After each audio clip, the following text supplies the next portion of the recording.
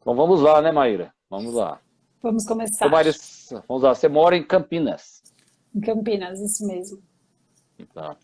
E como é que você descobriu esse mundo cetogênico de jejum? Me conta-se um pouco da sua história, Sim, eu sou pra gente médica se conhecer. anestesista, sempre me preocupei Uhum, com o jejum, né, pessoal? Médicos sim, anestesistas, a primeira pergunta que a gente sempre faz é: há quanto isso. tempo você está de jejum?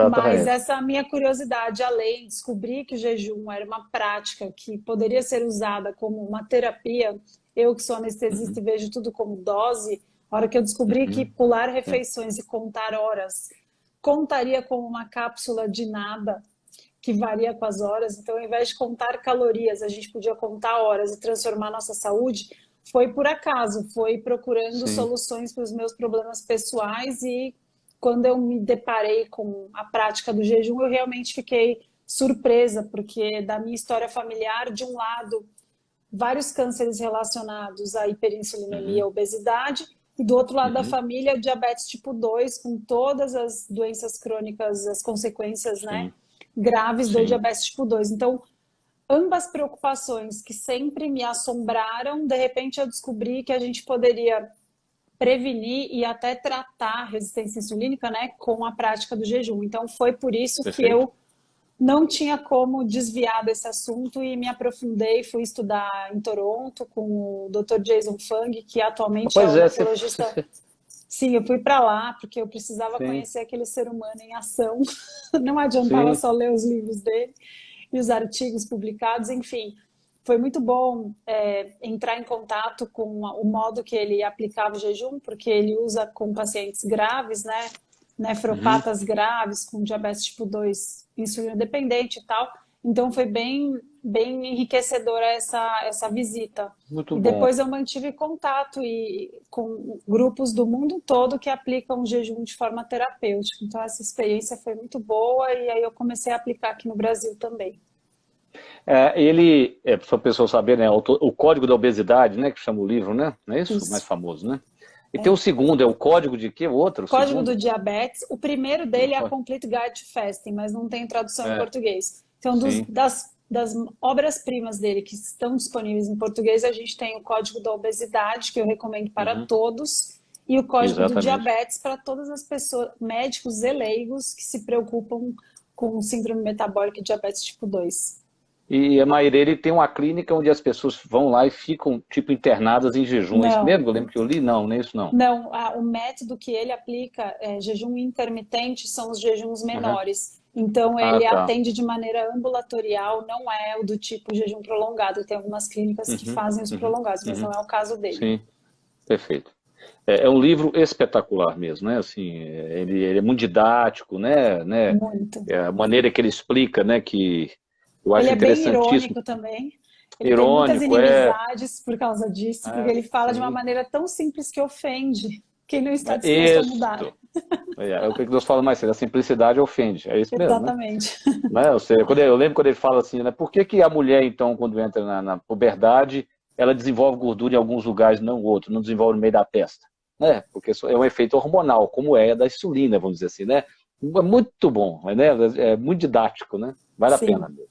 super. E, e aí você aplica isso no seu consultório, você atende usando o jejum intermitente. Exatamente. Eu aplico tanto os jejuns curtos quanto os Uhum. intermediários e eu tenho alguns pacientes que se adaptaram bem aos prolongados. Então, são todos os Sim. tipos. Tem vários E, modelos. exatamente. Então, fala pra gente assim, os tipos de jejum que tem e as diferenças deles. Sim, vou falar de um jeito simples, tá? Para quem nunca ouviu Isso, falar de claro, jejum, por então é favor. bom a gente fazer a definição fácil, depois a gente vai complicando aos poucos que fica mais fácil de Uhum, entender o raciocínio. Então, assim, da maneira moderna de se alimentar, a gente considera o jejum qualquer período que você fica sem se alimentar. Especificamente, uhum, passando de 6 horas mais ou menos, a gente considera já um jejum, porque é o período que você já digeriu os alimentos e já começou a ficar longe deles. Então, uhum, essa é uma definição fácil. Se você pular uma refeição, você já está jejuando. Todo mundo, uhum. apesar de achar jejum estranho, todo mundo jejua, né, pessoal? Tem que lembrar que depois que a gente Isso. janta e vai dormir, a gente chama de jejum noturno. Então, todo mundo Sim. pratica pelo menos o jejum noturno. Não é à toa que o nome café da manhã, um sinônimo para ele é desjejum. Isso. Em Em inglês, francês, breakfast, né? déjeuner, exatamente. Em francês, déjeuner, quebrar o jejum, desayuno em espanhol e breakfast, break the fast. Então, a gente tem em várias línguas, todo mundo percebe que jejum não é tão estranho assim, né? A gente não pode chamar desjejum se não tivesse em jejum. Então, todo mundo jejua pelo menos algumas horas seguidas à noite. O problema é que o comportamento moderno tem espremido esse período cada vez mais, porque a gente dorme cada dia mais tarde e come para ficar acordado também, e a gente acorda muito cedo e já come. Então, cada dia menos a gente jejua, tá? Então, o modo simples de falar de jejum é simplesmente ficar alguns períodos voluntários sem se alimentar. Isso a gente chama, jejuns com menos de 24 horas de duração, a gente chama de janela restrita de alimentação. Se vocês pensarem, cada vez que a gente se alimenta, a gente abre uma janelinha para comer, que a gente chama de janela alimentar.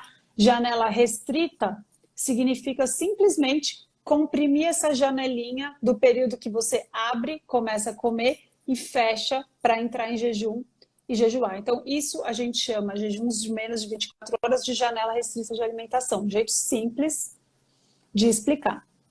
Entre 24 horas e 48 horas, a gente pode classificar como um jejum intermediário. O que seria isso?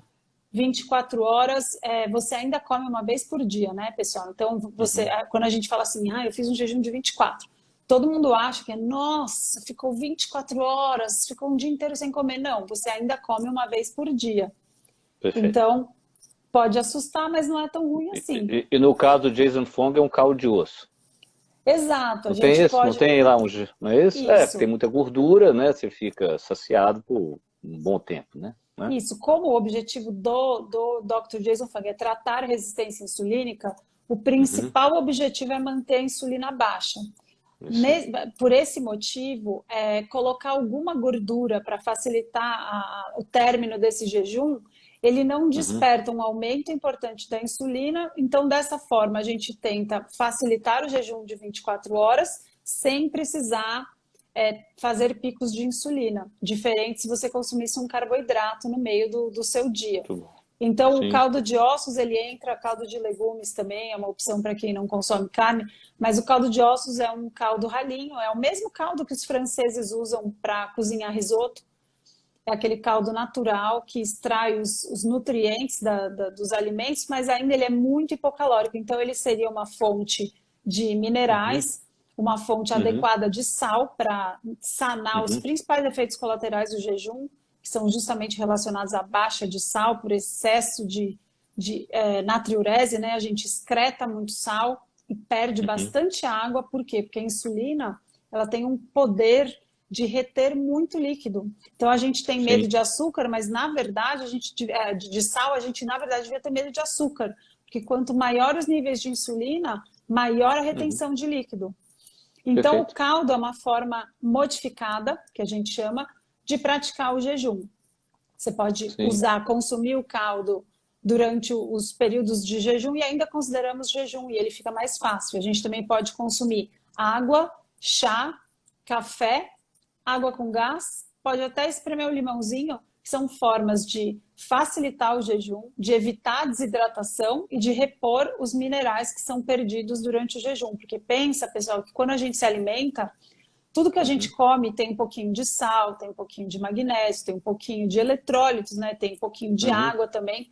Quando a gente fica períodos sem se alimentar, a gente não só não está ingerindo sal, como a gente está fazendo um efeito no nosso rim diurético, de excretar mais sal e mais água. Então, se a gente não se preocupar em se hidratar bem e repor o sal que a gente está perdendo pela urina, a gente passa muitos efeitos colaterais evitáveis, passa a sentir uma sensação desagradável de dor de cabeça, tontura. Então, é muito importante, quando você for fazer o jejum, lembrar do principal efeito colateral, cefaleia, tontura, até pressão mais baixa, tá? Então, os jejuns intermediários variam entre 24 e 48 horas. Perfeito. E acima de 48 a gente considera jejuns periódicos. Então, por que a gente fala isso? Porque os jejuns mais curtos você pode repetir com maior frequência. Quanto menor o jejum, menor os efeitos colaterais e mais tranquilo de serem repetidos. Então, janela restrita de alimentação, a gente pode fazer quase todo dia, todo dia. Sim. Jejum intermitente, a gente faz algumas vezes na semana, inclusive são os estudos que a gente mais tem maior número, né, randomizados, assim, a gente tem os intermediários. Como é que você diferencia o time restricted feeding, né, que é esse da janela, né, do jejum intermitente? Seria a diferença qual? Do dia 24 horas, exato. Então, a gente usa o termo time restricted feeding para animais ou para adultos em estudos controlados que a gente fornece o alimento. Então, tem estudos isocalóricos que a gente fornece o alimento, então 1.800 calorias, aí é time restricted feeding. Tá. Então, ele come 1.800 calorias num tempo menor.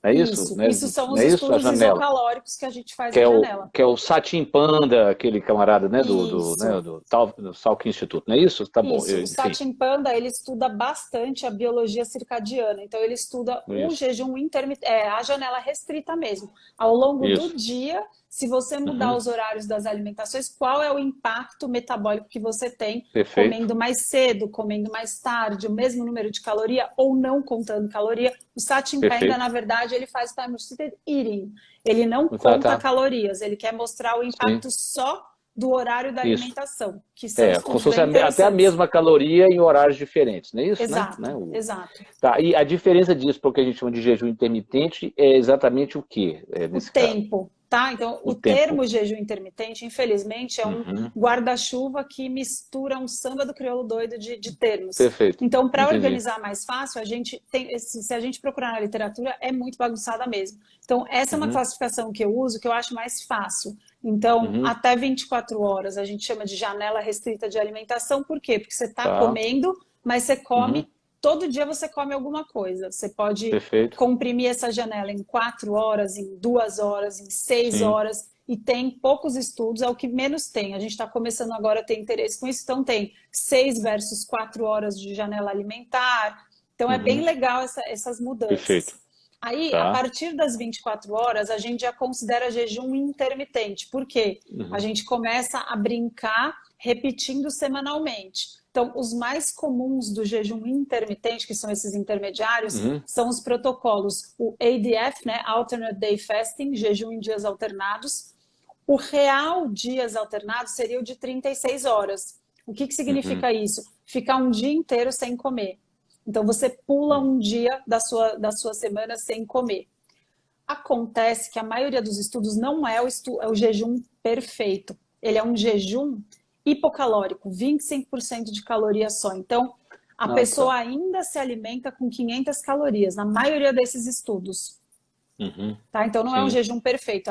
No dia do jejum dela, ela recebe um pratinho com 500 calorias para participar do estudo. Então, teoricamente, se você pensar ao longo de uma semana, você escolhe 3 dias da semana para praticar o ADF, o Alternate Day Fast. Então, 3 dias da semana você come 500 calorias e nos outros dias você come o que você está acostumado a comer.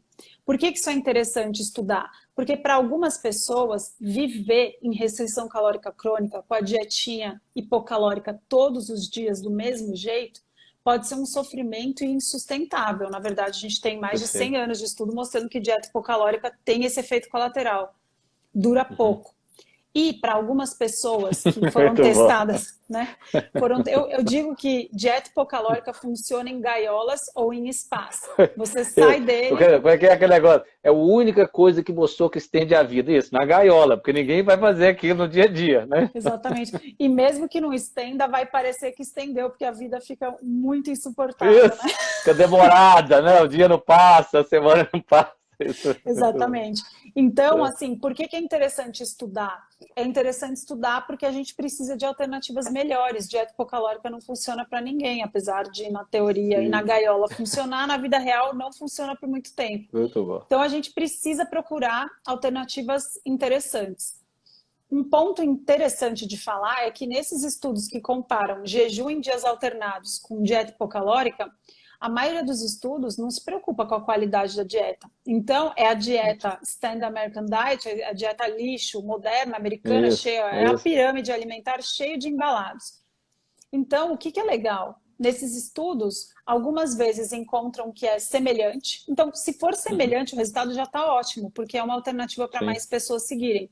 Sim. Agora, se a gente combinar o que a gente sabe sobre essas técnicas de jejum com uma alimentação melhor, os resultados são melhores. Isso é o que eu vejo na minha prática, porque eu não aplico o jejum sem alterar a qualidade da alimentação dos pacientes. E o resultado que eu vejo na prática é melhor do que a gente vê nos estudos. Justamente porque a gente tem que enxergar o jejum como o yin e o yang. Então, quando a gente junta os períodos alimentados, caprichando na qualidade dos alimentos, com a prática do jejum, a gente tem uma série de benefícios de saúde que vão muito além do emagrecimento, né? Porque a gente pensa em jejum, acha que é só para emagrecer. Mas a gente não para de descobrir os benefícios incríveis do jejum, inclusive no cérebro, né? Que é algo que o Dr. Frederico adora conversar sobre. Isso. A gente a importância da cetose, não é isso? Não é isso? Exato. Tem uma série de benefícios. O que a gente vê bastante, é legal saber na prática também de quem aplica muito, porque meus pacientes eu negocio horas o dia todo. Algo que é muito frequente você encontrar é depois de um mês fazendo a janela restrita de alimentação, os pacientes com consistência relatam uma melhora da disposição. A melhora do sono, ela pode, é ambígua, né? Na verdade, são dois resultados completamente diferentes. Pode piorar um pouco o sono ou pode melhorar bastante. Depende do horário e da adaptação. Mas a sensação de bem-estar e de melhora da concentração é algo muito frequente que a gente vê. Sobra energia. Então, o que é interessante é esse movimento de perceber na prática os benefícios mentais e cerebrais que a gente encontra com o jejum e depois investigar os mecanismos. E tem vários, porque o jejum ele é algo que todas as células do nosso corpo reagem a esse estado. É uma modificação sistêmica, uma adaptação à falta de nutrientes disponíveis dos alimentos. Lembrando, pessoal, que desde a levedura, passando por moscas, por ratinhos e por macacos, todo mundo, todos esses animais estão adaptados aos períodos de ausência de alimento. A gente evoluiu assim. Não é isso? A gente não acordava de manhã, tomava café e ia caçar, não é isso, né? Exatamente. Provavelmente, não é isso? Não é, seria igual o leão. O leão também não acorda de manhã, toma café e vai caçar. Ele vai caçar. Né? E sabe que falando de leão, tem uma informação super legal, tem um estudo, eu não sei exatamente qual zoológico que foi, mas eles mudaram a alimentação dos leões para apenas 3 vezes por semana. E eles recuperaram vários dos comportamentos do animal selvagem, de farejar, o humor, eles pararam de ter comportamentos repetitivos e mal adaptativos da maneira com a qual eles eram alimentados, parecido com os humanos, de ficar hiperalimentando. A gente não evoluiu assim. O nosso modo de se alimentar mudou há menos de 100 anos, né? Há 70 anos atrás a gente comia totalmente diferente. A gente dominou os alimentos industrializados há muito pouco tempo. E se a gente for pensar da frequência aumentada que a gente come todos os dias, a gente pode considerar que a gente vive 100% no estado alimentado. A gente não dá tempo do nosso corpo usar os nossos estoques de uma maneira saudável. É como se você não dormisse, né? Porque o jejum é o descanso do metabolismo. É como se você ficasse acordado o tempo todo. Não é verdade? Você está acordado o tempo todo. Né? Exatamente. Mas é aquela história, né? A indústria alimentícia americana ela produz 4.000 calorias per capita por dia. Se a pessoa precisa de 1.200, 1.500 para comer, para viver, onde é que vai colocar essas outras 2.500? Né? Vão ter que convencer alguém que ela tem que comer aquilo também. Não é isso? Né? Exatamente. E aí a gente entra nessa questão muito importante de precisar lembrar do passado, porque não é normal. A maneira com a qual a gente se alimenta hoje em dia, ela é totalmente diferente da maneira que os nossos genes estão acostumados. A gente passou 98% da nossa evolução com uma frequência alimentar de num dia bom, uma vez por dia. A gente não sabia quando ia encontrar outros alimentos. A gente dominou a agricultura, assim, controlou os alimentos faz só 10 mil anos. Antes disso, a gente vivia das intempéries da natureza, né? Então tinha inverno, tinha seca, tinha Isso. escassez de alimento, e a gente Tinha sabe você não lidar com comia a isso muito mesma bem. coisa todo dia, né? Porque você estava andando, não é isso? Você estava andando, né? Você não comia a mesma Exatamente. coisa todo Você dia, não né? enxergava as presas à noite, a gente não tinha óculos biônicos, então a gente tinha o hábito de Isso. comer durante o dia, o nosso metabolismo foi feito para comer durante o dia. E muitas das pessoas que passam, eu tenho muitos pacientes que trabalham com bolsa do outro lado do mundo e tem que ficar acordado, eles invertem o dia pela noite, doenças metabólicas super mais frequentes em trabalhadores noturnos, né? Então, o Sim, jejum ele é uma estratégia boa para essas pessoas que não vão largar o trabalho tão cedo, mas a gente tem como principal sinal para regular o nosso metabolismo circadiano a luz. Então, muita luz de dia e pouca luz à noite. Esse é o sinal, o Zeitgeber, né? Mas o segundo sinal mais importante que a gente tem para regular os nossos processos fisiológicos justamente são os alimentos, porque a gente não tem só o relógio, o master clock que fica no cérebro, a gente tem vários pequenos reloginhos em cada órgão, em cada célula. E esses sim, reloginhos periféricos, eles são extremamente influenciados pelo estado alimentado. Então, se a gente não tem hora para comer e a gente não respeita nenhum tipo de regra de horário de alimentação, a gente vive numa bagunça metabólica que a gente não fornece nem a oportunidade de regenerar e de reformar o que não está funcionando bem. Então, eu gosto de falar que a gente não é só apenas deprivado da escuridão, como a gente é sim. deprivado de jejum. E essa falta Isso. desse yang, de comer o tempo inteiro, a gente não dá tempo de usar os nossos estoques. Então, todo mundo sofrendo com esse acúmulo, sem parar de acúmulo de energia, estoque de energia, excesso de gordura no fígado, excesso de gordura visceral, Uhum. inflamatória, tem um impacto sistêmico.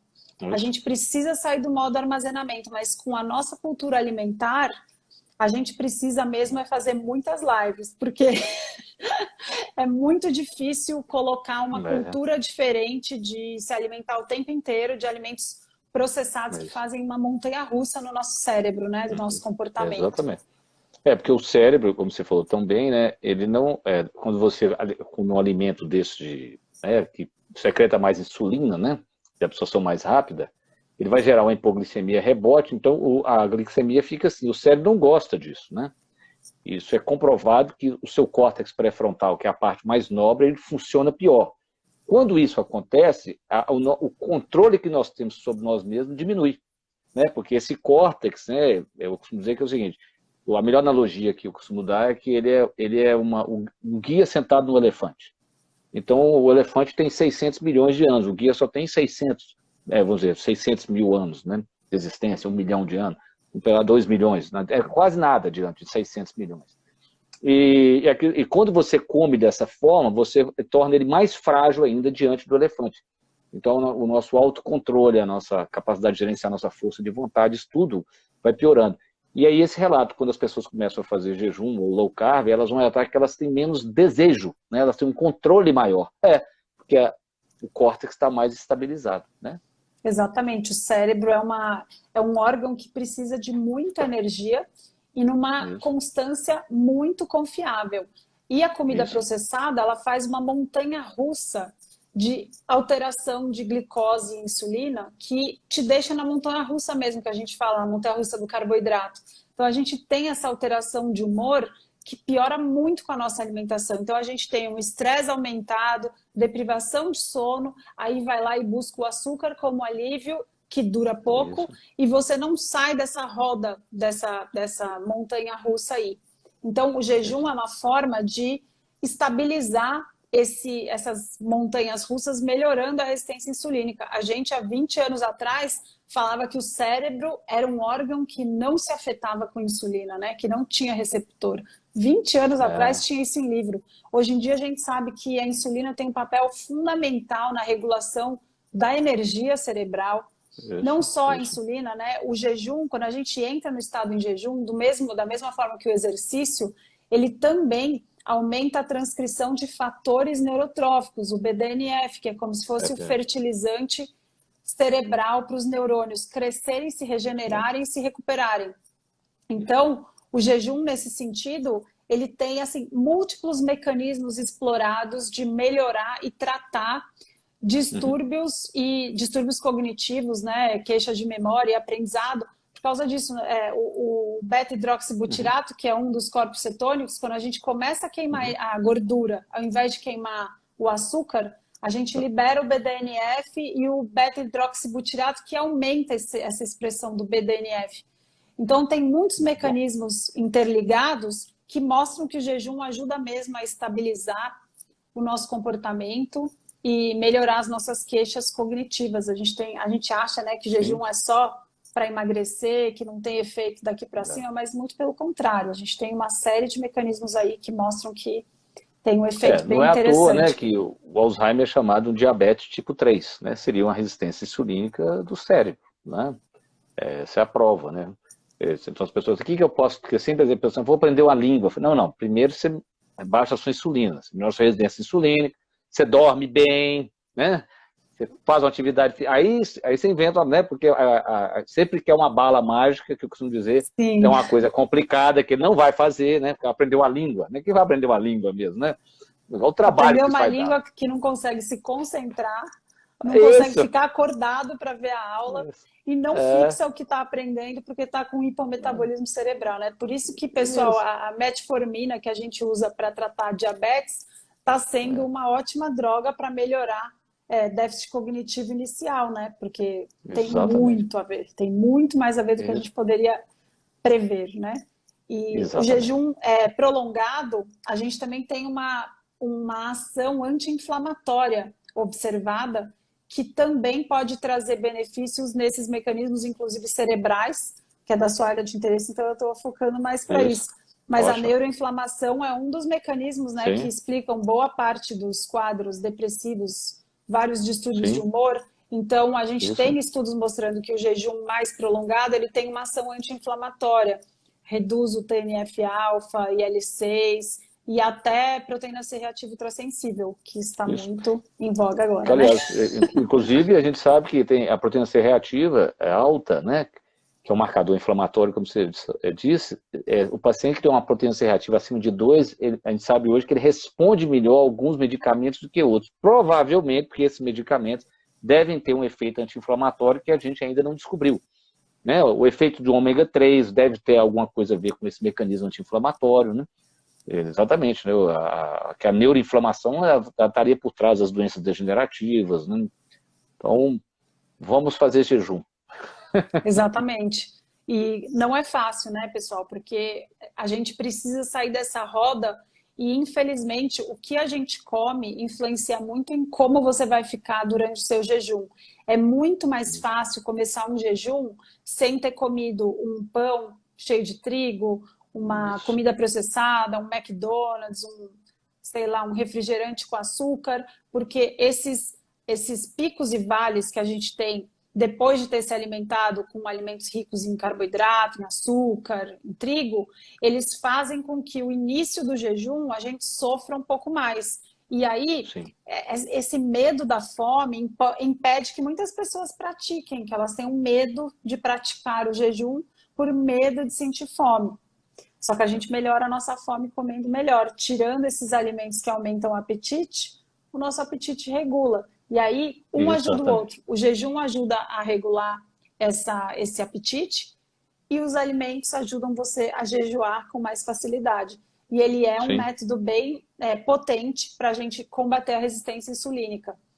Então, para quem tem, né, esteatose hepática, diabetes tipo 2, síndrome dos ovários policísticos, o jejum é uma ferramenta muito poderosa a ser associada à sua dieta.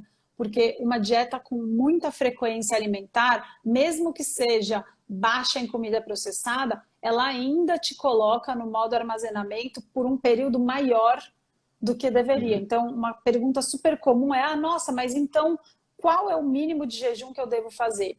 Um jeito saudável de pensar, se a gente dividir o dia em 24 horas num círculo, metade, né? 12 horas no período alimentado, 12 horas no período em jejum. Assim a gente já começa a regular melhor Isso. contra essa cultura de hiperalimentação, né? O estudo do Que, Satchin aliás, Panda mostrou que a gente come até 9 vezes ao dia. A gente começa a comer às isso. 6 da manhã e para meia-noite, 2 da É. manhã. Que, aliás, se a pessoa que né, tem mais ou menos minha idade, 50 anos, vai lembrar, minha mãe, eu só podia comer 3 vezes ao dia, não podia beliscar entre as refeições. Então, se Exatamente. você beber, a gente ficava 12 horas sem comer, não é? Ficava de 10 a Com 12 horas. certeza. Aí criaram essa lenda que você não pode ficar, você tem que comer mais, né? Mas isso era o padrão, não é assim, né? Não beliscar, todo mundo vai lembrar, ninguém podia beliscar entre as refeições, não era? Imagina, Isso era, 11 da manhã, você chegava para sua avó, ai, vó, me dá né? um pouquinho. Imagina, toma um tapa na mão, vai estragar o almoço, menino, não é? Isso, vai A gente estragar o perdeu almoço, né? completamente o parâmetro. E É. sabe o que eu gosto de falar quando a gente começa a lembrar do passado? Uhum. O horário que as pessoas menos sentem fome é pela manhã. Isso pelos Uhum. estudos, a maioria das pessoas sente menos fome a hora que acorda. Isso. Engraçado pensar que quando a gente acorda é sempre o horário que a gente ficou mais tempo sem comer. Então, É. fome não tem muito a ver com a quantidade de alimento que está lá dentro do seu estômago. Ela tem muito mais a ver com seus hormônios, porque de manhã a gente Uhum. tem uma regulação Uhum. hormonal que permite com que a gente tenha menos fome durante a manhã. Então, é Bom. importante pensar nisso para começar a relativizar esses medos, essa necessidade de comer o tempo inteiro. É muito Né, baseado porque numa... eu sou da geração que era, né? Você toma café como um rei, almoça como um príncipe e Sim, jante como um plebeu, não é isso? Você tinha aquela coisa americana, né, do café da manhã ter, né, suco de laranja, né, e come, né, tudo tem direito, né? Eu já tinha percebido na minha carreira que um terço das pessoas tem plena consciência que elas não têm fome nenhuma pela manhã. come por E elas obrigação. acabavam, alguém as obrigou a comer. Então, a primeira coisa que eu fazia foi assim, você não precisa comer. E eu tipo assim, que emagreceu 10 quilos, só de eu falar isso para ele. Pois Você não é. tem, né? E aí eu orientava, ó, mas claro, né, se você tomar um chá, o café não vai colocar açúcar, não vai colocar adoçante, para não secretar insulina. Mas ele já não tinha fome mesmo, ele só comia porque alguém disse que ele tinha que comer, né?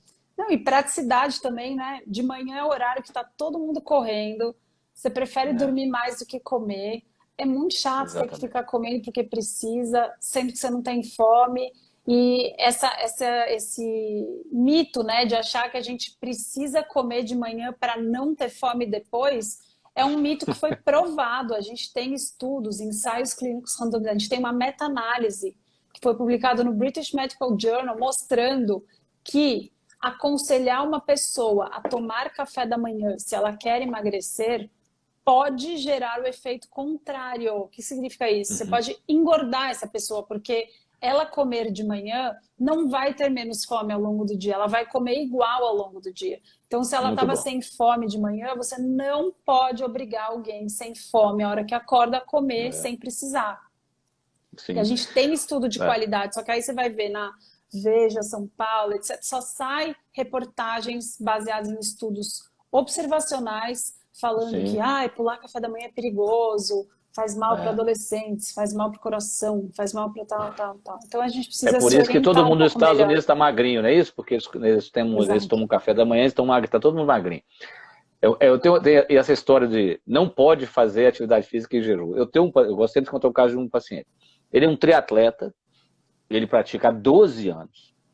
E durante 9 anos, ou seja, ele chegou a um ponto, né, que ele estabilizou na carreira dele. Ele não evoluía mais, né, dos Sei. tempos dele e tal. Há 2 anos ele treina em jejum.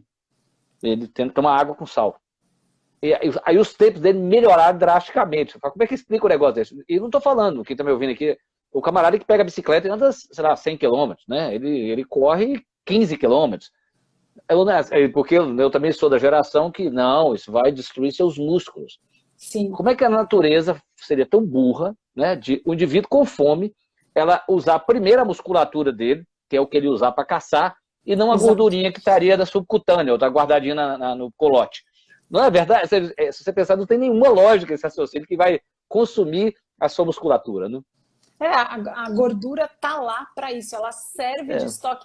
Graças a ela, a gente chegou até aqui, porque a gente não tinha comida o tempo inteiro, não tinha barrinha de cereal, a gente não tinha iFood, a gente não tinha posto de conveniência, a gente não é, tinha plantinhas que cresciam rápido ao nosso redor, bastava jogar uma sementinha.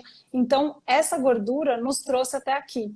Tem um estudo legal que eu vi na Science, mostrando que eles compararam a ossatura de mulheres da pré-história com atletas de hoje em dia. E elas eram tão musculosas quanto atletas de rowing, de remo e de futebol americano. Então, é legal ver isso, porque a gente, naquela época que não tinha comida o tempo inteiro disponível, a gente precisava dos nossos músculos e trabalhava com os nossos músculos. A gente não era sedentário. Então, a gente usava a nossa gordura como estoque e usava o músculo, que é um tecido precioso, para o que ele realmente tinha que servir. Inclusive para o nosso cérebro, né? Pensa, pessoal, que se vocês estivessem sem comer, imagina se você tivesse sono para caçar.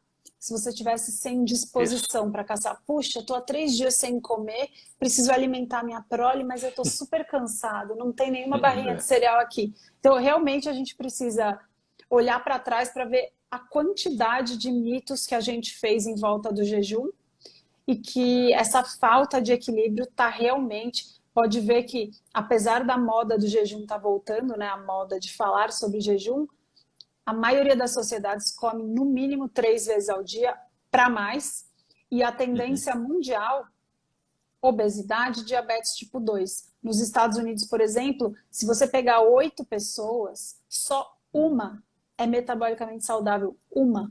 Uma pessoa em 8. E a gente está seguindo o mesmo caminho. Então, realmente, a gente precisa parar esse bonde e descer, porque não está dando certo na direção que a gente está indo, né? A gente precisa mudar e sair dessa cultura de hiperalimentação. A gente precisa falar sobre os mitos que não são fundados em ciência de verdade.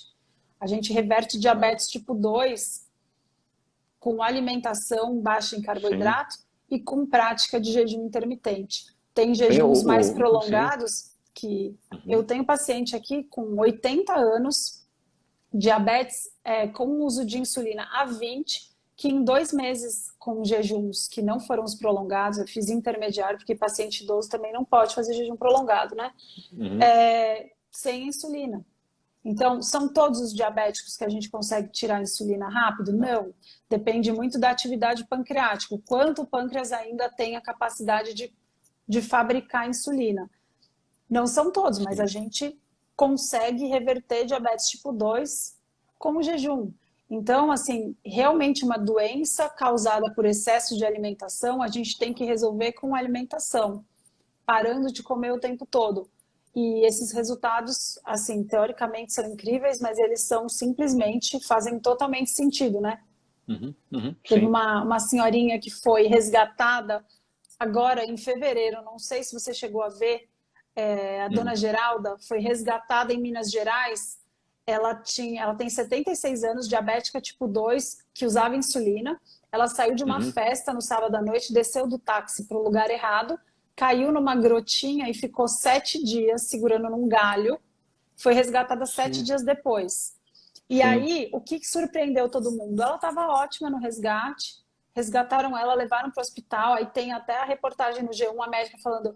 Ela estava ótima, os exames estão bons, ela só tinha um arranhão e uma infecção urinária, como assim? Então, assim, como assim? Ela usava insulina e ficou 7 dias ótima, diabética tipo 2. Porque sem comer, a gente usa exatamente, primeiro, a gordura que está acumulada nos nossos órgãos, que não nos faz bem, como fonte de energia. Então, se o seu fígado, se o seu pâncreas funciona direito ainda, ele é plenamente capaz de te manter na insulina basal necessária para a vida e consumir os seus estoques de gordura. Então, ela ficou bem porque ela era uma diabética tipo 2 que tinha função pancreática preservada. Então, não é um mistério. Exato, não é um mistério, não é uma aberração da natureza, é simplesmente... E ela bebeu água da chuva, né? É importante lembrar que ela não se desidratou, porque desidratação teria sido fatal para ela. Se você ficar sem água, você morre, né? Não sem comida, né? Exato. Só para o leigo entender, né? Quando a pessoa tem um diabetes tipo 1, um dos sintomas é porque ele emagrece, né? Fica sem insulina, ele emagrece. Então o tipo 2 é o contrário, ele engorda porque ele tem um excesso de insulina circulante, né? A doninha aí é o seguinte, é porque ela tinha né, ela estava tão acima do peso que precisava de tanta insulina que o pâncreas não dava conta de produzir. Então ela tinha que tomar ainda uma dosezinha a mais vindo de fora, né? Exatamente, são doenças completamente diferentes. O tipo 1, ele sempre vai precisar de insulina porque o pâncreas dele foi destruído e não fabrica. O tipo 2, ele é exatamente o oposto. É tanta insulina que ele precisa de períodos com baixa insulina para começar a reverter esse ciclo vicioso. E aí, sem se alimentar, a gente consegue usar esse estoque que está nos causando a piora da doença, da resistência insulínica. Muito bom. Muito bom. Então vamos ver aqui, ó. Vamos ver as perguntas. O Rubens, né, que é praticante de Time Restricted Feeding, né? Como é que é o termo em português mesmo? É janela restrita de alimentação. Janela restrita de alimentação. O Rubens quer saber se você sabe se o kombucha quebra o jejum dele. Quebra. Kombucha. Quebra. É assim, a gente considera, como eu falei, existem várias formas de jejuar. O jejum perfeito seria o jejum só de água e sal, que a gente chama de water only fasting. Mas a gente tem várias modificações para facilitar a prática desse jejum. Então, se a gente usar o termo jejum modificado, o kombucha ele é hipocalórico também, e ele entraria, por exemplo, os jejuns de alternate day fasting, que a gente tem bastante estudo, são até 500 calorias. Então, tomar um kombucha, teoricamente, não comprometeria, desde que ele seguisse com uma maneira frequente e consistente aí. Então, a gente tem muitos benefícios do jejum, ele não precisa ser perfeito. O que é o mais importante da prática do jejum intermitente? É a consistência. Eu recebo muitas dúvidas assim, eu fiz um jejum de 24 horas, por que eu não emagreci? Eu fiz um jejum de 16 horas, por que a minha cintura não diminuiu? Pessoal, não é mágica. Não, e é verdade, eu recebo muito essa dúvida. Sim. Então, assim, não é mágica, você precisa praticar com consistência, porque a gente, para acessar os nossos estoques de gordura, a gente demora. Se você come uma dieta parecida com a pirâmide alimentar, igual a gente sempre escutou, você demora até 24 horas para começar a acessar os seus estoques de gordura. Já se você faz uma dieta baixa em carboidrato, às vezes, entre o café da manhã e o almoço, você já está acessando o seu estoque de gordura. Então, é super dependente da qualidade da sua dieta, mas precisa lembrar que você só consegue os benefícios com a prática consistente. A gente usa o metabolic switch, né? Mudar o interruptor metabólico é das grandes vantagens do jejum intermitente, dos um pouquinho maiores do que 24 horas. A gente consegue garantir semanalmente que você acesse o interruptor de queimar gordura para glicose, de glicose para gordura. Ficar ligando e desligando esse interruptor vai te deixando metabolicamente flexível. Isso traz um benefício para as mitocôndrias, que faz um efeito sistêmico. Então, o seu kombucha, respondendo agora, dei a volta ao mundo, o seu kombucha pode não quebrar o seu jejum. Jejum perfeito, sim, quebra. Melhor usar água, chá, café e água com gás. Qualquer coisa diferente disso, a gente considera que quebra o jejum. Mas kombucha pode ser uma estratégia. Tem a Priscila aqui no YouTube, ela fala aqui, eu faço janela de 16 horas e dieta cetogênica. Melhorei da depressão, mas não perco peso. Por que será que isso acontece? Falta de consistência, você diria? Pode ser? Ainda não... Não, eu diria que cetogênica e janela restrita, elas atingem um platô. Então, às vezes, dependendo, eu não sei exatamente como é o seu caso, Priscila, mas se você tem uma resistência insulínica severa, um ROMA de 3, por exemplo, uma insulina em jejum muito alta, bastante quilos para perder, mais ou menos uns 10 quilos, por exemplo, se você precisa de muito emagrecimento ou uma resistência insulínica severa para combater, só 16 horas de jejum, você vai precisar de mais tempo nessa prática, só com 16 horas de jejum cetogênica para ter um aumento maior. Pensa que combater resistência insulínica é uma colher entortada para um lado. A janela restrita para a resistência insulínica severa, eu diria que é uma dose mais baixa de jejum. Então, você vai precisar fazer mais tempo, uma força contínua. Já os jejuns intermediários, 24, 36 horas, 48, eles têm uma força maior de combater, de começar a forçar o seu metabolismo para o outro lado. Então, eu diria que é uma questão de ajuste de dose mesmo, mas é uma boa estratégia. A alimentação cetogênica sem o jejum, ela já é uma estratégia muito interessante para emagrecimento, mas ela tem um limite mesmo. A, Tem uma pessoa aqui fazendo uma pergunta interessante. Ela primeiro perguntou se criança podia fazer jejum e depois ela conta que o filho, como muitas crianças, odeia tomar café da manhã. Como é que a gente, né, como é que orienta uma mãe que isso é algo frequente, a criança não gosta de tomar café da manhã, né? Sim, liberta saber essa informação. As Sim, crianças, sim. elas têm a regulação do que é fome e do que não é fome, de saciedade, muito preservada. A gente não destruiu esses sinais quando a gente ainda é criança. Então, se a gente deixar as crianças respeitarem a própria fome, essa é uma estratégia que alivia o coração das mães. Você não precisa obrigar o seu filho a tomar café da manhã. Porém, a hora que o seu filho tiver fome, é muito importante que você ofereça alimentos nutricionalmente densos. Então, essa não é uma preocupação frequente das mães. Elas acham que se der um biscoito de polvilho ou um biscoito recheado, tá bom, tá seguro, porque a criança não está em jejum. Porém, não. Quando você oferece um biscoito de polvilho e uma bolacha fora do horário convencional de tomar café da manhã, você não está oferecendo nada de bom para o seu filho. Então, é muito importante que você, primeiro, não se preocupe em colocar o horário das refeições estrito demais, porém, nos momentos que ele sentir fome, você precisa garantir que nessa oportunidade você está oferecendo alimentos nutricionalmente densos. Jejum intermitente, assim, ó, contar a hora e falar, filho, você não vai comer agora, só meio-dia, isso é proscrito. A gente não recomenda jejum intermitente para crianças, para gestantes e para lactantes. Para lactantes. Porém, respeitar o horário da fome dos filhos desde que você dê alimentos saudáveis para que eles comam é uma prática perfeitamente normal e você vai estar ensinando ele algo precioso que nós não aprendemos. Que a gente não precisa comer o tempo inteiro e a gente não precisa comer sem fome. Só que nos momentos de se alimentar é importantíssimo que a gente use como uma oportunidade para melhorar a nossa saúde e não comer qualquer coisa só para não ficar em jejum. Isso é uma pergunta que vem sempre, mas eu digo que eu sempre falo para eles assim, é melhor você começar do que ficar buscando a perfeição, né? Não é isso? Sim. Que essa história, qual refeição? Eu janto mais cedo ou eu salto o café da manhã? Eu falo que foi mais fácil para você. Exatamente. Né? Porque tem gente que chega tarde do serviço, ele não tem como jantar mais cedo. Aí o cara fala assim, então eu não vou fazer não. Não, você vai fazer o que der para você fazer. Não é isso, né? E às vezes a pessoa não consegue fazer. Não é isso como você falou do seu cliente que fica lá, trabalha na bolsa, ele tem um jeito dele de fazer. Então ele vai mudar de profissão? Não, isso é muito difícil. Exatamente. Não é verdade? Você concorda, e esse é um né? dos segredos. Lembra que eu falei que os efeitos do jejum você só colhe se você conseguir consistência. Então o jejum também é um hábito angular de saúde.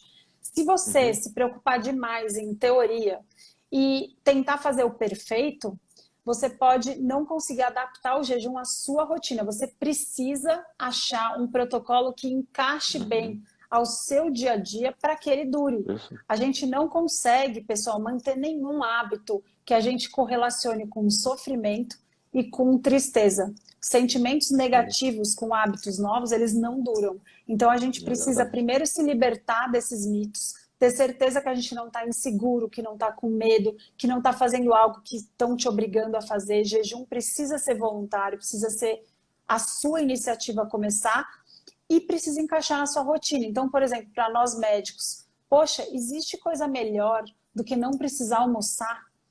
Almoço na correria, às vezes eu comia, assim, comidas péssimas, só para não ficar em jejum, de um hospital para o outro, ou antes de uma cirurgia e outra, eu comia de medo de ficar sem comer. É uma neurocirurgia de 10 horas.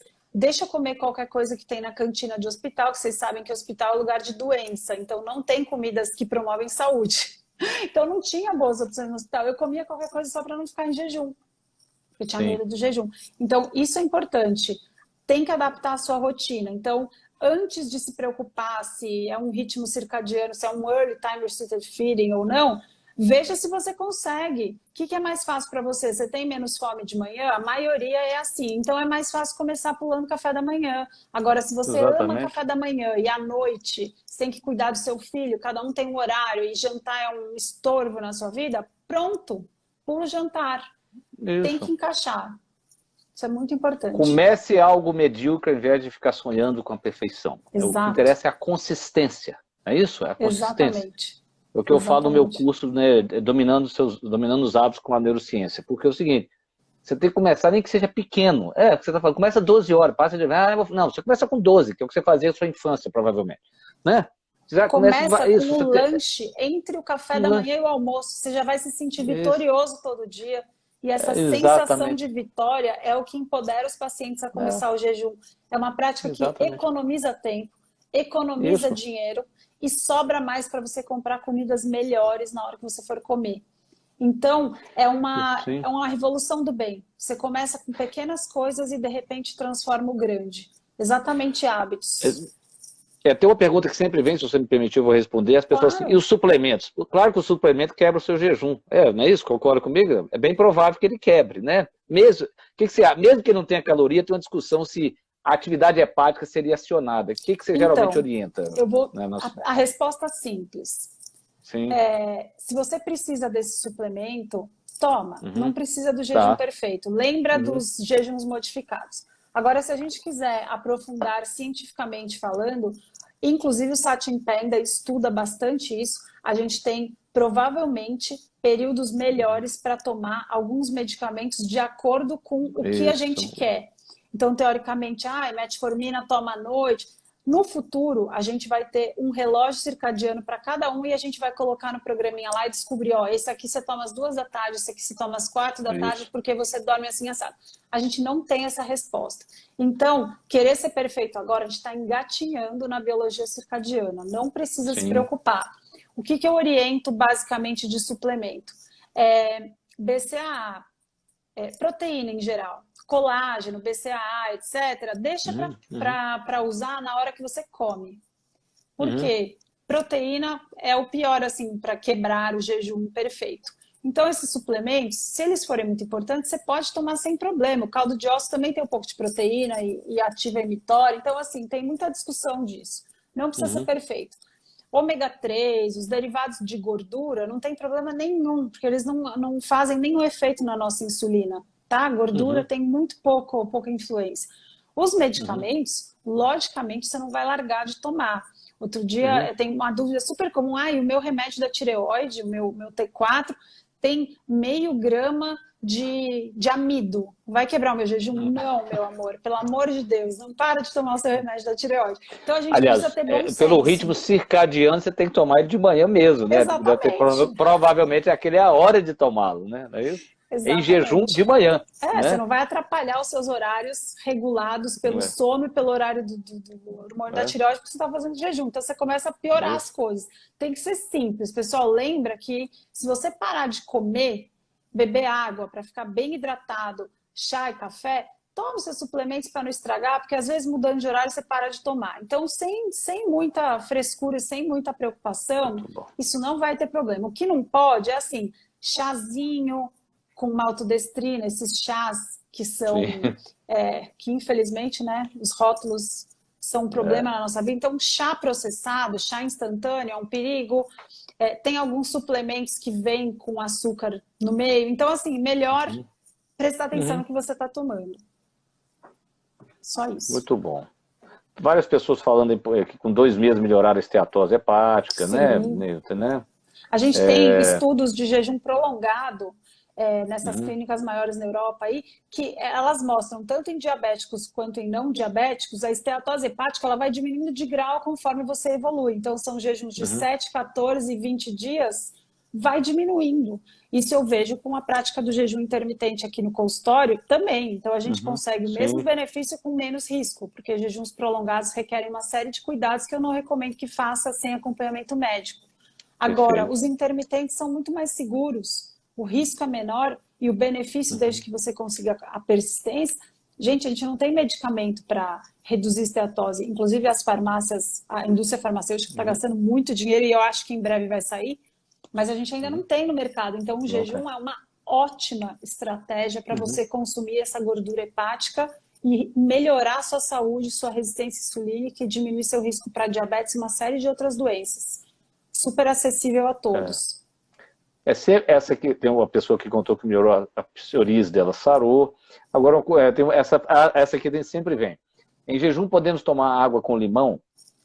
Sim, pessoal, o limão é uma ajuda maravilhosa, deixa a vida das pessoas melhor, mais simples, Uhum. tem muito pouca frutose no limão. Se você espremer um limãozinho, a sua Sim, vida vai ficar sim. mais feliz. Eu adoro usar água com gás, gelinho e limão espremido para substituir meu almoço quando eu estou na correria.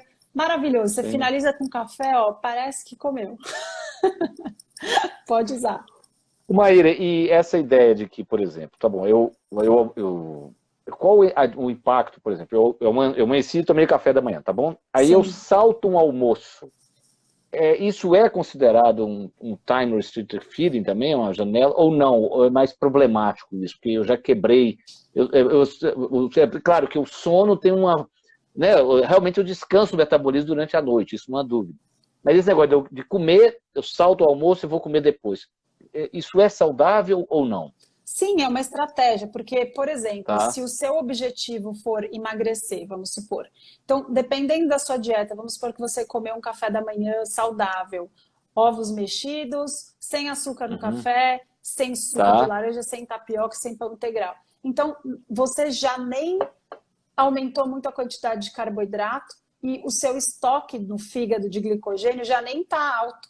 Então, Sim. tem benefício, porque o período que você vai se Uhum. manter em jejum entre o café da manhã e o jantar, você já precisou, nesse período, acessar os seus estoques de glicogênio, que já Perfeito, foram perfeito. ficando mais baixos. Então, combinando com uma alimentação saudável, qualquer período que você pular, você já pode estar entrando no modo queima de gordura ou queima dos seus estoques de glicogênio mesmo Sim, assim. Então, é sim. sempre interessante. Mas é lógico que se você está estrategicamente querendo aumentar essa chance de queimar gordura, pular as pontas é mais interessante no sentido de prolongar as horas contínuas. Então, eu vou dar um exemplo. Sim, Se você pular do café até o jantar, você conseguiu ficar 6 horas sem se alimentar, é um período bom. Agora, se você sim. pula o jantar até o dia seguinte, dá 16 horas seguidas. Então, a chance de Isso. você acessar os seus estoques de gordura aumenta. Então o sono ajuda isso, porque você consegue fazer por É mais um período tempo, maior, né? isso. Então, por isso que Maior. o Né? café ou o jantar, eles prolongam esse período do sono. Por isso que a gente fala menos do almoço. Mas não é que deixa de ter vantagem, tá? Se a gente pensar semanalmente, que eu peço para os pacientes pensarem assim, pense em semana. Primeiro porque Uhum. aquela 880 do, ai, furei um dia, esse mês já acabou, mês que vem eu como... Então, essa mentalidade do 880 que não deixa ninguém ficar mais saudável, a gente já elimina fazendo Isso, semanal. E aí, isso. semanalmente, é uma maneira legal de pensar. O ADF, o Alternate Day Fasting, você consegue garantir que você acessou seus estoques de gordura pelo menos 3 vezes na semana. Então, se a Muito gente bom. pensa assim, a gente consegue ter uma estratégia inteligente para começar a emagrecer, a mudar esse Muito período bom. de alimentado. Muito bom. É um paradigma, né, que aos poucos vai mudando, né? Isso porque na verdade, né, como nós médicos aprendemos muito pouco, eu acho que tem várias questões, né? Você tem as pessoas, a desconexão entre as disciplinas, que é o que você falou que o Jason Fung mostrou tão brilhante isso, né? A falta de uma perspectiva evolucionista, parece que nós parecemos ontem, surgimos ontem. Falei, não, nós estamos aqui Exato. há 3 milhões de anos, né? Não é isso? Então, a Vanderluz fez uma pergunta interessante. E as mudanças demoram para acontecer, né? Ou seja, diante de quanto tempo o Homo sapiens está no planeta, o tempo Exato. da vida moderna não é nada. É um Então, estalar de dedos. por que não vamos adaptar, né? Você tem que esperar uma mutação, né? Isso não é uma coisa que acontece, né? Nós estamos aqui há muito pouco tempo. Então, eu acredito que com essa desconexão entre as disciplinas, né? Você perde uma perspectiva evolucionista, você perde a noção da bioquímica. Então, isso está presente em quem estuda nutrição.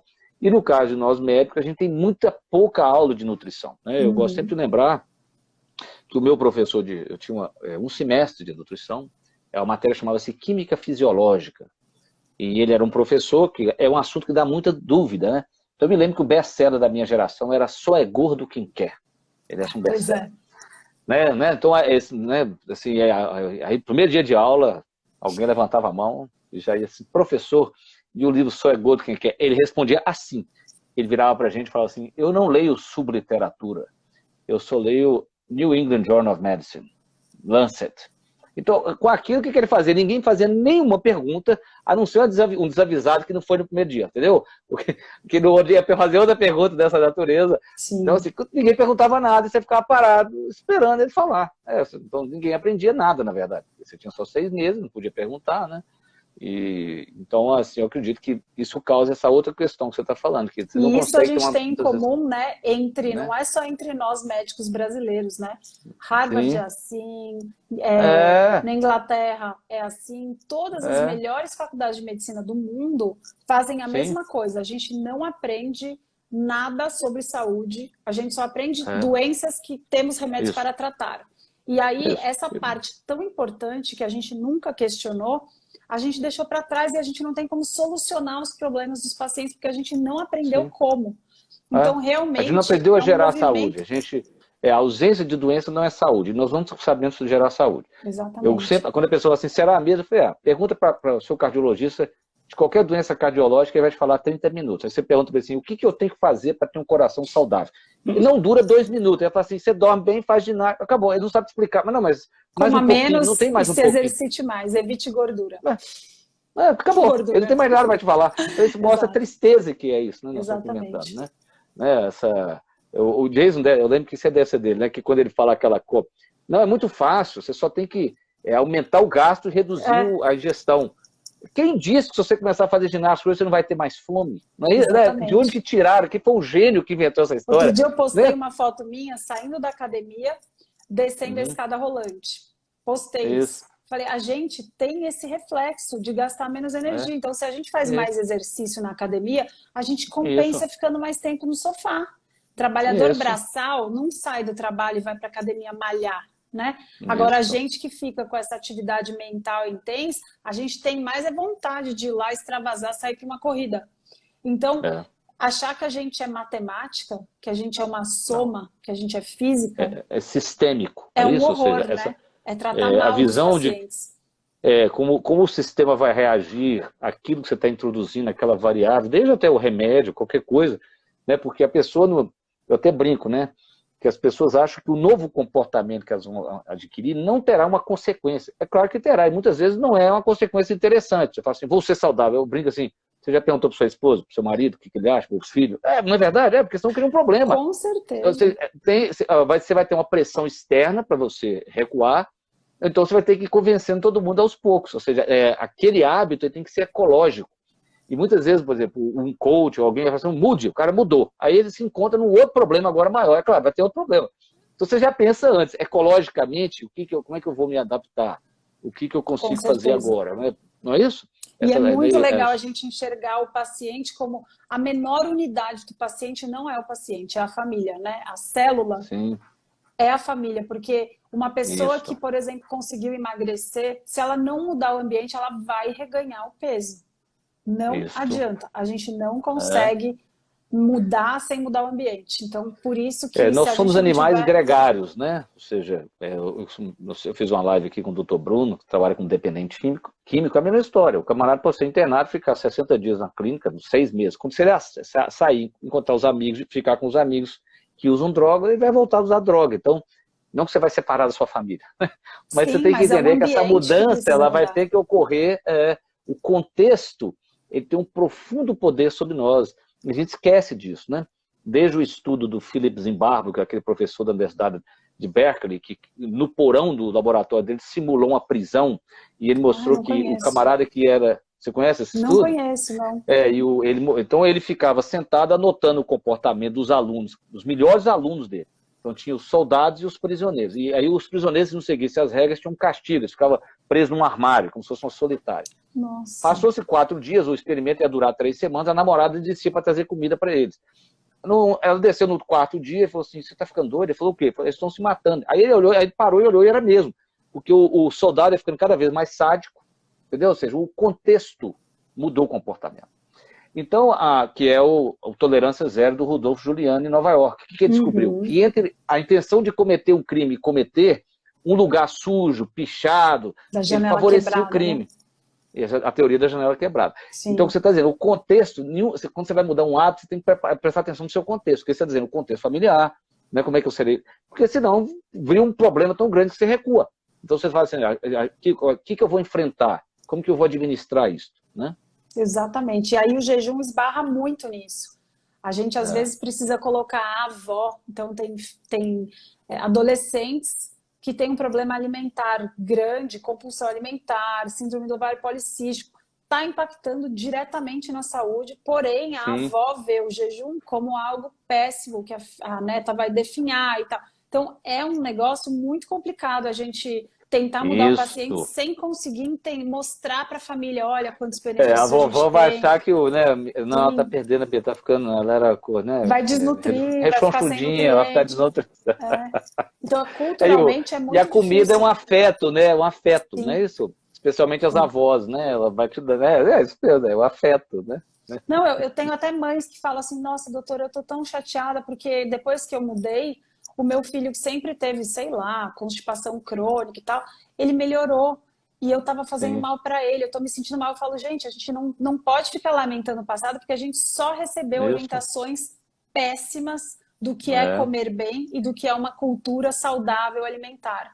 Então, não é uma questão de se culpar pelo passado, mas com a informação que a gente tem hoje, a gente tem a obrigação de compartilhar esse conteúdo e de fazer algo melhor para a próxima geração, né? A gente precisa mudar o nosso ambiente. Ela só pode existir para o seu aprendizado, né? Que bom, né?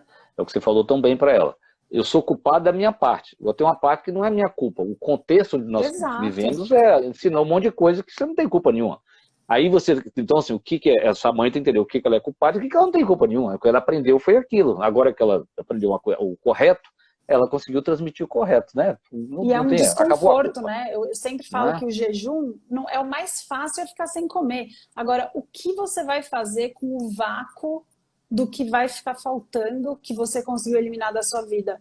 Então, é uma questão mesmo de ressignificar o que é comemorar para você. Você consegue comemorar de outra maneira? A gente não aprendeu mais. Acho que a pergunta mais difícil para uma pessoa hoje em dia é o que você faz no fim de semana sem ser comida? Você deixa todo mundo mudo. Nisso a gente vive uma sociedade que eu brinco esquizofrênica, vamos brincar. É o seguinte, a gente cada vez fala das alimentações saudáveis e, no entanto, todo mundo só fala de comida. Não é de comida, você tem espaço gourmet, não é isso? Então é um troço louco. Se é para você comer mais saudavelmente, por que tem tanto assunto de comida, né? Tudo aquilo que você fica falando demais dá vontade. Alguém falou que quando eu vejo uma coisa, eu sinto o cheiro, eu tenho fome. Se você fala só muito daquilo, por que no Covid, fica em casa, passa na cozinha, né? Vê comida. Exatamente. O córtex pré-frontal, você viu uma comida e já secreta insulina, já está salivando, e já está se preparando para receber aquilo. E já deve gerar uma leve hipoglicemia. Então, você tá falando, mais você fala de comida, mais você vê comida. Mais você cheira comida, mais fome você realmente vai ter.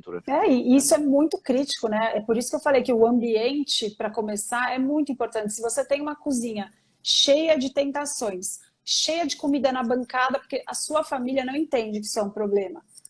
Deixa lá, bolo num negócio transparente para você enxergar. Cada vez que você passa para tomar uma água para manter o seu jejum, você vai lá e vê aquilo. Força de vontade dura muito pouco. E se a gente não muda o ambiente... É um músculo que cansa. Exatamente. Igual um bíceps, né? Exatamente. A força de vontade é um músculo no cérebro que ele cansa. Você usa ele para tudo. Um amigo né? falso. Quando você precisa dele, ele some. Quando tá ele some porque ele está cansado, porque você usou ele para trabalhar o dia inteiro, né? Você cansou o seu córtex pré-frontal, que é onde está a força de vontade. Você usa ele para educar seus filhos, você tem, né, que não é fácil, você tem que colocar de volta. Então você usa ele para resolver todos os problemas, tudo. E aí chega de noite, não é isso? Não tem mais força de vontade. Se o contexto não te ajudar, aí pronto, aí tá o estrago. Ainda mais no Covid, com todo mundo confinado, né? Por isso que o ambiente no Covid é o principal. Com lockdown, você está confinado num lugar pequeno e a cozinha está lá no meio. Toda vez que você for beber água, você se deparar com coisas super interessantes na sua despensa, no seu freezer e na sua geladeira, é assim, eu digo que é um crime premeditado. Você comprar esse tipo de alimento e achar que vai ter força de vontade até o final do dia, né? Então a gente tem muita informação. Aí, a dona Janete já resolveu, ó, que Vicentinho, o marido dela, toda vez que vai na cozinha, come alguma coisa. É isso aí, é o Vicentinho. Vicentinho é o exemplo. Né? É isso aí, perfeito. Muito bom. Muito bom, Maíra, foi ótimo, foi muito bom. Até passamos do horário, você me desculpa, a gente entrou aqui no Nossa, eu fluxo. também nem percebi, tava conversa boa É, aqui. muito bom. Muito obrigado pela sua presença. Se você quiser falar uma palavra final, para antes de a gente fechar, fique à vontade. Pessoal, foi um prazer participar aqui, vocês foram super participativos, muito bom conversar sobre isso, sobre os mitos que impedem a nossa saúde mental e física.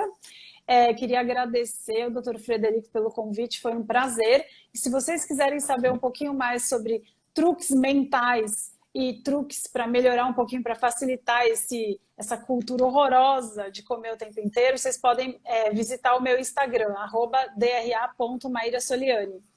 Foi um prazer, muito obrigada e muito obrigada, Dr. Frederico, pelo convite. Foi um prazer. Muito obrigado. Maíra, então, muito obrigado pela sua participação, foi interessantíssimo, eu aprendi muito, foi muito rico para mim, é um assunto que me interessa. Depois vou te ligar para você me contar mais da sua experiência de ir lá até o Jason Fung, eu fiquei curioso, né? Eu li esse primeiro, eu não li acho que o Diabetes Code eu não li ainda, que era o último. Tem o Cancer Code agora, fresquinho. Ah, tem um Cancer Code, maravilhoso. Vamos. Esse de Janaína vibrou, então. Ainda mandei para ela um autografado por ele.